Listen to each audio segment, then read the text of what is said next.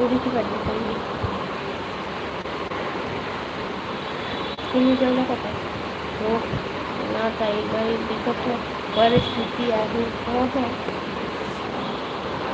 लोकांच्या लाईव्हवर भरपूर लोक असत आहेत आणि आपल्याकडे हो ना, तेच तर. लय लोक लाल